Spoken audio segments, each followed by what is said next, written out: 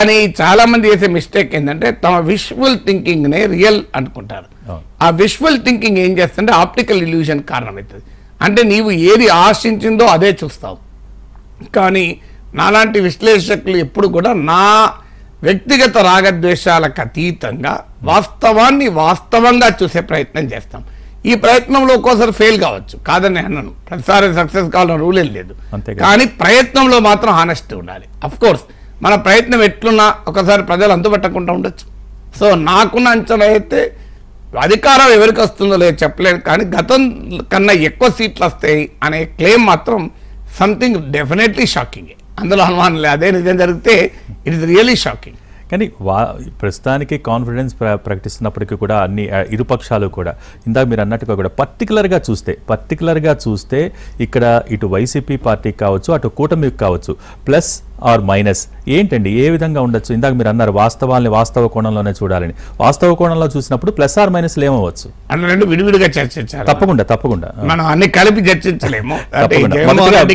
మొదటిగా వైసీపీ గురించి మాట్లాడుకుంటే, అంటే వైసీపీకి నిజంగానే జగన్మోహన్ రెడ్డి చెప్పినట్లు 151 సీట్లు దాటితే దానికి ఏం కారణాలు అయి ఉండాలి అనేది మనం మాట్లాడుకుంటే, ఒక కారణం ఏంటంటే ఒక మ్యాసివ్ సోషల్ ఇంజనీరింగ్. అంటే జగన్మోహన్ రెడ్డి నిర్మించుకున్నటువంటి ఒక సామాజిక కూటమి, అంటే సోషల్ కోalition నిర్మించుకున్నారు.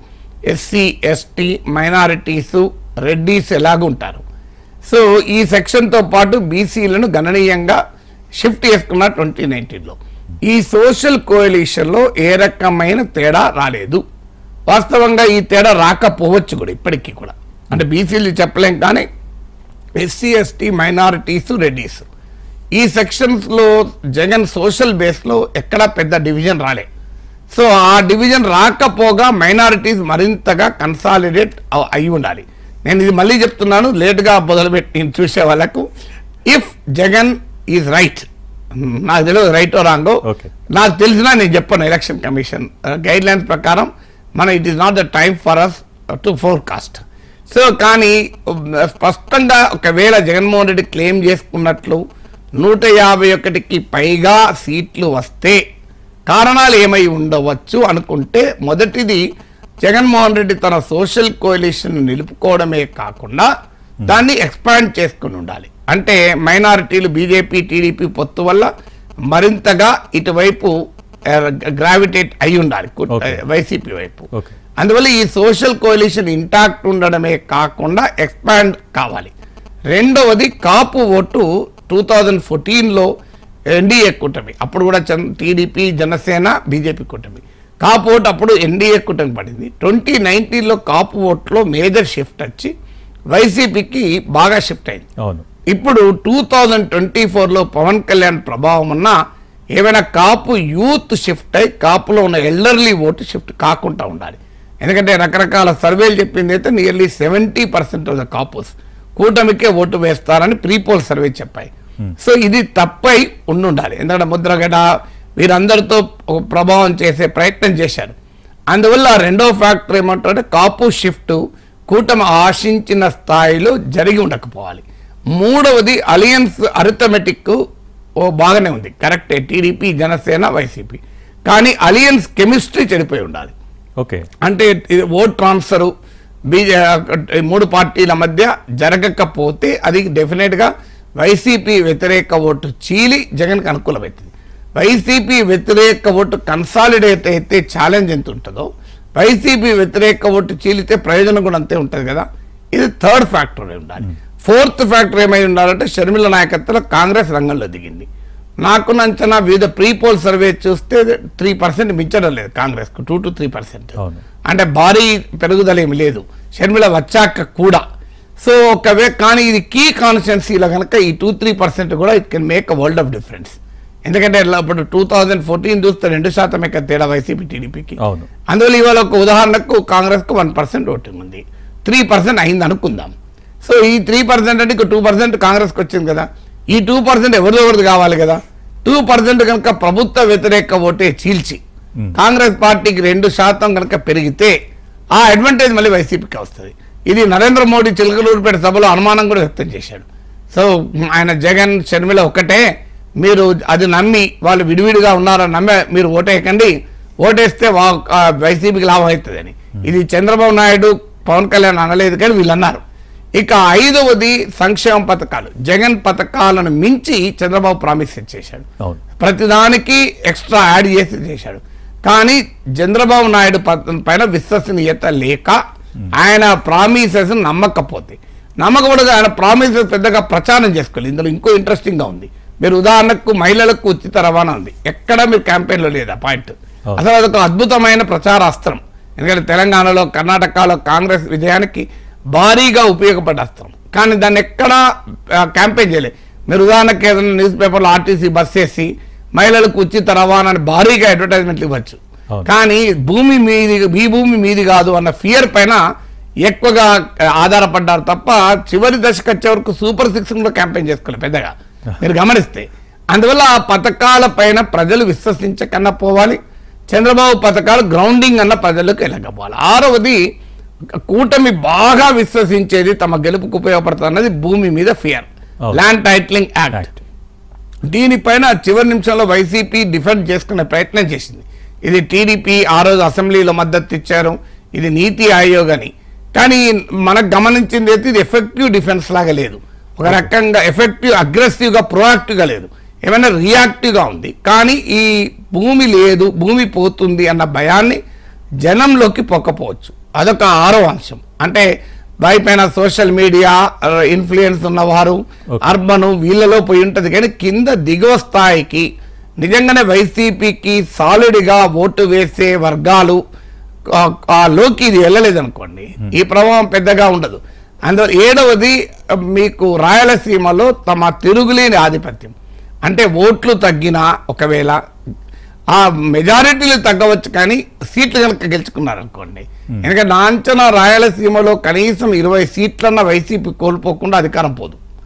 సో రాయలసీమలో కనుక తన ఆధిపత్యాన్ని వైసీపీ గ్రేటర్ రాయలసీమలో తన ఆధిపత్యాన్ని కనుక వైసీపీ నిలబెట్టుకుంటే వైసీపీని ఓడించడం అనేది అంత మామూలు విషయం కాదు. సో అందువల్ల ఇదొక 6వ ఫ్యాక్టర్గా ఉండాలి. 7వ ఫ్యాక్టర్ ఏంటంటే పోలింగ్ పెరిగింది కదా, సహజంగా ప్రభుత్వ వ్యతిరేక ఓటు అయి ఉండొచ్చు కదా అని. కానీ ఇంకో డైమెన్షన్ ఉండొచ్చు. 4-5 ఏళ్లుగా వాలంటీర్ నెట్వర్క్ పనిచేస్తుంది. ఈ వాలంటీర్లకు చాలా 50 మందికి ఒక వాలంటీర్ అంటే గృహమిత్ర కూడా ఉన్నారు. గృహమిత్ర అయితే 25 మందికి ఒకరు. ఇది బీజేపీ పన్నా ప్రముఖ్ పైన ఇంప్రూవ్మెంట్. బీజేపీ వాళ్ళు బూత్ లెవెల్ కమిటీస్ అంటారు, అంటే పన్నా ప్రముఖ్ అంటారు. సో ఆ పన్నా ప్రముఖ్ పైన ఇంప్రూవ్మెంట్ ఇది. సో ఈ గృహమిత్ర వాలంటీర్ కంబైన్డ్ నెట్వర్క్ వైసీపీకి ఉపయోగపడి ఉండాలి. ఎందుకంటే ఇటు అటు 25 మంది ఓటర్లు అంటే వాళ్ళతో ప్రత్యక్ష సంబంధాలు ఉంటాయి. ఇప్పుడు రేపైనా మళ్ళీ పథకాలకు వీళ్ళతో లింక్. ఓటు వేయకపోతే కలవదు కనుక ఓటు. ఈసారి ఇంట్రెస్టింగ్ అంశం ఏంటంటే డబ్బు పంపిణీ. అసలు ఎక్కడ టీడీపీ వాళ్ళు వైసీపీపై కానీ వైసీపీ వాళ్ళు టీడీపీ కానీ ఆరోపణలు చేసుకోలే. మీరు పెద్దగా డబ్బులు ఒకరు పట్టుకోవడము, అసలు డబ్బు పంచుతున్నారా? నాకు అర్థమైంది సామరస్యంగా పంచుకున్నారా, ప్రశాంత వాతావరణంలో ఇద్దరము పంచుకుందాం, ప్రజా పంపిణీ వ్యవస్థను సమర్థవంతంగా నిర్వహించుదామని. సో అందువల్ల విచిత్రం అది, ఎక్కడ ఎవరు కంప్లైంట్ చేసుకోవాలి. సాధారణంగా వీళ్ళు డబ్బు పొందుతున్న వాళ్ళు డబ్బు పొందుతున్న వీళ్ళు గోడ వేస్తారు, డబ్బును పట్టుకుంటా అంటారు. ఆడ వాహనంలో పట్టుకున్న వీళ్ళు వాహనం పట్టుకో నానా వ్యవస్థ ఉంటుంది. సో అదేమీ లేదు, ప్రశాంతంగా వీళ్ళు వాళ్ళ మీద ఆరోపణ లేదు, వీళ్ళ మీద ఆరోపణ లేరు.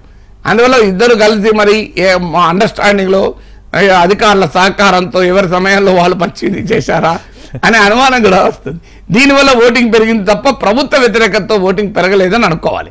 అంటే డబ్బు ప్రభావం ఉంటుంది, తర్వాత వాలంటీర్ నెట్వర్క్ ప్రభావం వల్ల పెరిగి ప్రభుత్వ వ్యతిరేకత వల్ల పెరగలేదు అన్న కంక్లూజన్కు మనం రావాల్సి ఉంటుంది.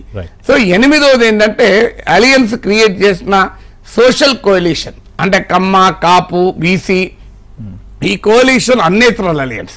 మనందరికీ తెలుసు ఆంధ్రప్రదేశ్ సమాజంలో కమ్మలకు కాపులకు గ్యాప్ ఉంటుంది, కాపులకు శెట్టి ప్రజలకు గ్యాప్ ఉంటుంది, కాపులకు ఎస్సీలకు గ్యాప్ ఉంటుంది.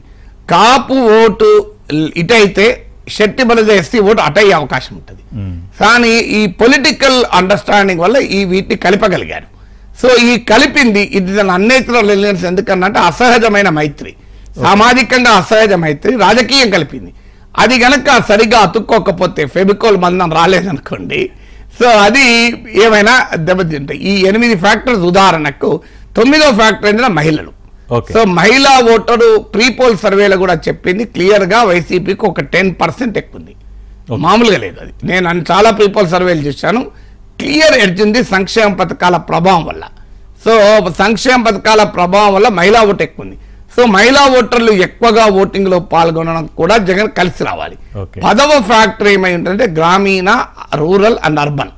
సో ఈ రూరల్ అర్బన్ లో డిస్కంటెంట్ ఉంది, రూరల్లో ఆ డిస్కంటెంట్ అసంతృప్తి ఉన్నా, ఏది అభివృద్ధి జరగలేదనో, రోడ్ వేయలేదనో, ఏదైనా దీనికన్నా సంతృప్తి డామినేట్ చేసి ఉండాలి. అంటే సంక్షేమ పథకాల వల్ల సంతృప్తి ఉంటుంది, ఎక్కడో చోట అలగడము గులగడం ఉంటుంది. కేటీఆర్ తెలంగాణలో ఇదే నమ్మకంతో ఉండే, అలిగినా గులిగినా గుద్దడమే అని. కానీ తెలంగాణలో జరగలే, అలిగారు గులిగారు, బీఆర్ఎస్ ని గుద్దారు. బీఆర్ఎస్ కు గుద్దలేదు, బీఆర్ఎస్ ను గుద్దారు. విభక్తుల్లో తేడా వచ్చింది. ఆ విభక్తి నేను ఊలు ప్రథమ విభక్తుల్లో తేడా వచ్చింది. సో అందువల్ల బీఆర్ఎస్ పై అనుకూలంగా గుద్దుతారని వ్యతిరేకంగా గుద్దారు. మరి ఇక్కడ ఏమైనా జగన్ పట్ల అలుగుతూ గులుగుతూ చివరికి వచ్చే వరకు జగన్కే గుద్దారా?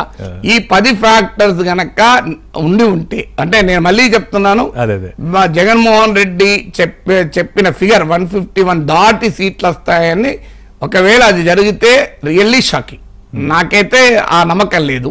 గ్యారంటీగా తగ్గుతాయనే నా నమ్మకం. ఎంత తగ్గుతాయో నేను కూడా చెప్పలేను, ఇప్పుడు చెప్పకూడదు కూడా. కానీ ఒకవేళ గనక నిజంగానే ఆ స్థాయిలో వస్తే ఈ 10 కారణాలు అయి ఉండాలి.